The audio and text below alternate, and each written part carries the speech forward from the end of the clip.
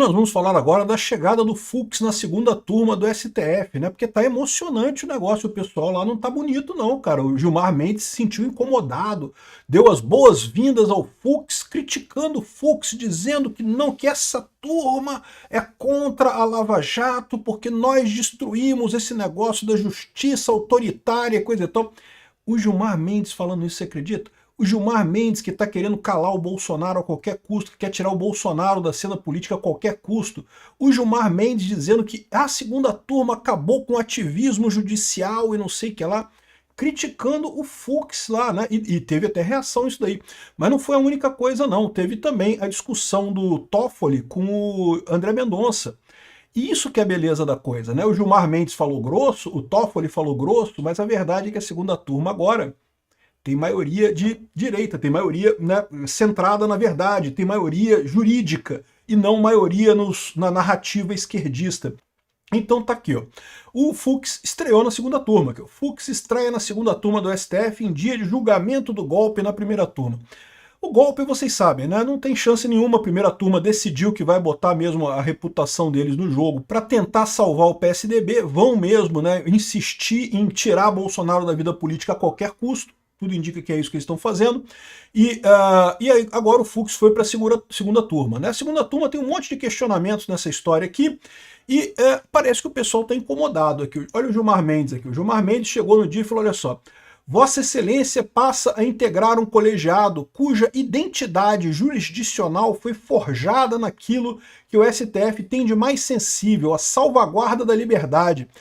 Caramba, o Gilmar Mendes falando isso, o cara que quer cancelar a liberdade de expressão a todo custo, quer proibir as pessoas de se expressarem na internet a todo custo, né?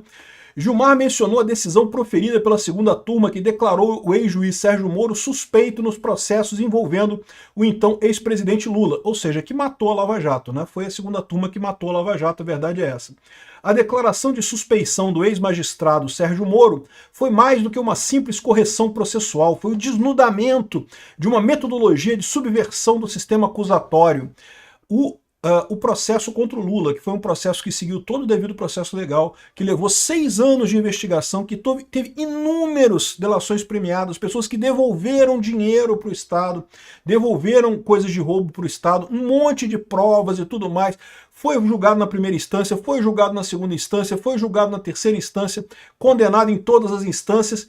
E, no entanto, diz o Gilmar Mendes que isso foi uma subversão do sistema acusatório. Porque o sistema acusatório que o Gilmar Mendes gosta agora é o do Alexandre de Moraes. Xandão vai lá e manda prender mesmo, prende e arrebenta, não quer nem saber. Processo que dura 6 meses, começou a denúncia do Bolsonaro em dezembro do ano passado, agora já está condenado, já vai para cadeia, não sei o que lá, e não tem negócio de... Não tem essas coisas de direito à ampla defesa, contraditório, isso aí é besteira, isso aí não precisa. Esse é o sistema acusatório do Gilmar Mendes, né? O decano do STF também criticou o que chamou de autoritarismo penal e instrumentalização da prisão preventiva como forma de coerção. Ô Gilmar, você lembrou de falar isso pro Alexandre de Moraes, cara? Porque o Alexandre de Moraes fez exatamente isso com o Felipe Martins e com uma série de outras pessoas, né? É impressionante, bicho. Porque esse pessoal tá criticando no Moro alguma coisa que eles fizeram muito pior. Porque, ao contrário, o Moro não fez essas coisas. Quem fez isso foi o Alexandre de Moraes no inquérito do, entre aspas, golpe do Alexandre de Moraes. Não teve isso na Lava Jato, né? É assim, ministro Fux, que sua vinda a esse colegiado faloar herdeiro de uma tradição, de uma responsabilidade histórica de custodiar os princípios estruturantes da democracia brasileira. Deu uma ameaçada no Fux, não, porque não sei o que lá. As decisões proferidas por esse órgão no período mais agudo de erosão das garantias processuais penais pós-1988. Caramba, meu amigo, e eles falam isso com uma cara de pau, sendo que o Alexandre de Moraes ressuscitou a Lei de Segurança Nacional para condenar Bolsonaro, para condenar o pessoal do 8 de janeiro, ou seja, contra os opositores dele, pode tudo. Tem que proibir, tem que calar, tem que prender todo mundo, não interessa se é oposição ou esquerda, tem que ser calado a qualquer custo, né? Senão é o fim da democracia. Cara, esse pessoal destruiu a democracia. Esse pessoal é o responsável pelo fim da democracia no Brasil. Bom, agora, o lado positivo dessa história é que, além de Gilmar e Fux, integram a segunda turma Dias Toffoli, Nunes Marques e André Mendonça. É o que eu falo para vocês, o Gilmar Mendes pode falar até um monte de besteira, mas no final das contas, meu amigo, ele está em minoria na turma agora, é diferente da primeira turma, né? Aqui, ó, Luiz Fux, segunda turma resistiu ao autoritarismo da Lava Jato, diz Gilmar Mendes e fala de boas-vindas a Fux. Sendo que ele, o Gilmar Mendes especificamente, ajudou pra caramba o autoritarismo do Alexandre de Moraes, né? A perseguição aberta a Bolsonaro sem nenhuma lógica, sem nenhuma prova, sem nenhuma evidência de nada. Nem questão de prova, é questão de lógica. Essa acusação do Bolsonaro, que o Bolsonaro deu um golpe no 8 de janeiro. Caramba, de onde é que tem? De onde é que tiraram isso? De onde é que tem golpe no 8 de janeiro, cara? O cara, 8 dias antes, era o presidente da República, dava ordem pro exército, se ele, por hipótese, quisesse dar um golpe, dava ordem pro comandante do exército para fazer isso. Ah, não, mas ele deixou para dar no dia 8 de janeiro, quebrar as coisas, não sei o que lá. Olha o absurdo, cara. Aqui, ó. E as alfinetadas do Gilmar Mendes no Fux repercutiram mal no STF, né? O presidente da segunda turma disse que o colegiado resistiu ao autoritarismo penal, como que dizendo que o Fux não é bem-vindo na segunda turma por conta de que o Fux tem uma posição favorável à Lava Jato. O Fux está correto. O Fux, ao contrário do Gilmar Mendes, desse pessoal todo, foi juiz de carreira, juiz penal de carreira, né? E, enfim, e aqui, ó, não é uma boa forma de receber alguém. Um ministro classificou a fala de Gilmar Mendes como agressiva e outro acrescentou que não é uma boa forma de receber alguém, né? E eu concordo plenamente com esses dois aqui, e aqui que vai a minha dica. Não se sabe quem são esses dois. É possível que seja o André Mendonça e o Cássio Nunes. E nessa situação, a gente tem a situação exatamente que eu falo para vocês, o positivo dessa história. Os dois vão estar junto com o Fux na segunda turma. A segunda turma tende a ter posições mais centradas agora, né? O Globo está falando aqui, ó. Fux estreia na segunda turma com casos sobre igualdade de gênero e dúvidas sobre recurso de Bolsonaro. Eu fiz aqui um vídeo falando sobre a possibilidade do recurso, né, da revisão criminal do Bolsonaro, que poderia ser distribuída para a segunda turma, e na segunda turma, se for julgada na segunda turma, existe a chance de você ter uma revisão criminal ali, você pode ser aceita essa revisão criminal. Vai acontecer isso? A gente não sabe, porque pela regra deveria acontecer isso. Pela regra, a revisão criminal deveria ser julgada pela segunda turma. E se for julgada pela segunda turma, tem 3 votos a favor e 2 contra. O Bolsonaro estaria livre. Muito rápido isso. Vocês sabem como é que funciona o STF agora, né? Não tem mais regra nenhuma, não tem mais lei nenhuma. Tudo que decide é o Alexandre de Moraes. Então a gente não sabe o que vai acontecer nessa história toda no final das contas, né? Aqui, ó, o ministro Fux estreia nessa terça-feira como integrante da segunda turma, em meio à expectativa sobre o destino de casos relatados por ele como recurso de Jair Bolsonaro. Bom, o recurso de Jair Bolsonaro que o tornou inelegível em 2023. Esse é um outro ponto também. O recurso da inelegibilidade do Jair Bolsonaro em 2023 está com o Fux. Significa que esse recurso, em tese, seria julgado pela segunda turma.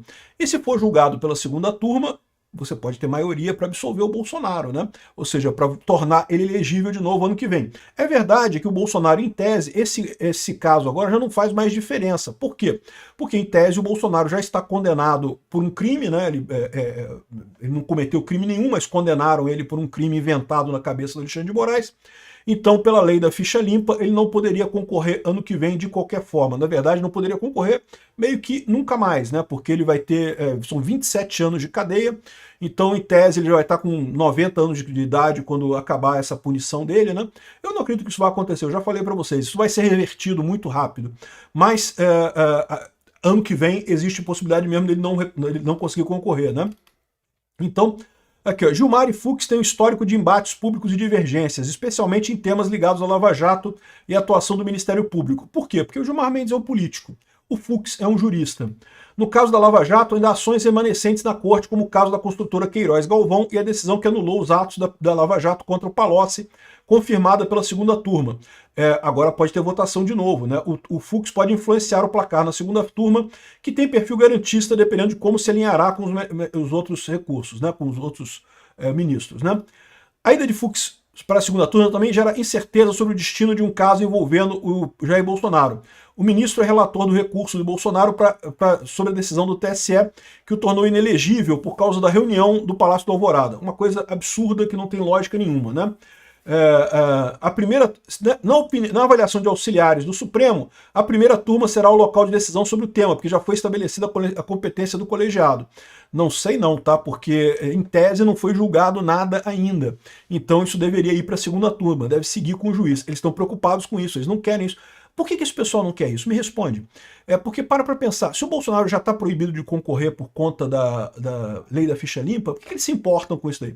É porque eles sabem que nada disso vai ficar, entendeu? Nada disso tem chance de realmente acontecer, né? Então, caso o Fux carregue o recurso de Bolsonaro para a segunda turma, a composição pode alterar o cenário de julgamento. Ministros avaliam, contudo, que a chance de reversão da inelegibilidade pelo TSE é considerada mínima. Não sei, vamos ver como é que vai ser. E ainda tem a questão do recurso da revisão criminal, né? Aqui, ó. Fux estreia na segunda turma e deixa ministros encurralados. Agora tá 3-2, né? E ainda teve aqui, ó, um bate-boca entre o Toffoli e o Mendonça, né? Olha só aqui o pessoal falando aqui, eu vou tocar para vocês aqui a discussão entre o Toffoli e o Mendonça. No passado. Eu não dou entrevista. Excelência não dá entrevista. Mas há uma cultura, nós temos que reconhecer. Essa cultura, ela é ilegal, inconstitucional e hoje é contra também uma tese, até porque quando houve essa proposição de ação não tinha a tese da 940, assim como não tinha a tese do juiz de garantias, que hoje... Vocês repararam que os dois estão concordando, o André Mendonça e o Fux e o Toffoli, que juízes não podem dar entrevista para jornais, né? E estão fazendo isso na frente do Gilmar Mendes, que 3 vezes por dia dá entrevista para Globo, né? 3 vezes por dia ele acorda, de manhã cedo dá uma ligadinha para Mônica Bergamo, dá uma entrevistazinha, meio-dia ele na hora do almoço ele dá uma outra entrevista para Record, no final do dia ele dá uma entrevista para o Estadão e para Folha, né? Na frente do Gilmar Mendes estão fazendo isso, hein? O próprio STF decidiu para aplicar a tese do 940 nesse caso, com a devida vênia. Com a devida vênia, essa decisão transitou em julgado. Não, mandou baixar para ver se a corte de origem tinha adequação ou não. Acabei de ler o trecho aqui. Sim, aí eu li o trecho do acórdão, que depois foi tirado de novo, eu li o trecho do acórdão, que disse que não se enquadrava no 940, porque... Não, na verdade, o Supremo disse que não podia fazer revolvimento de matéria fática, eu li o voto. E mandou, eu voto, também li, ministro. Que foi unânime. Respeita a posição de Vossa Excelência. Eu respeito, mas a sua Vossa Excelência está deturpando o meu voto, com a devida vênia. Ou seja, o André Mendonça teve que explicar para o Toffoli qual que era o voto dele, não sei o que lá, e o Toffoli, não, que você está deturpando o meu voto. Não, é o que está escrito aqui, pô, é o que está escrito aqui no seu voto.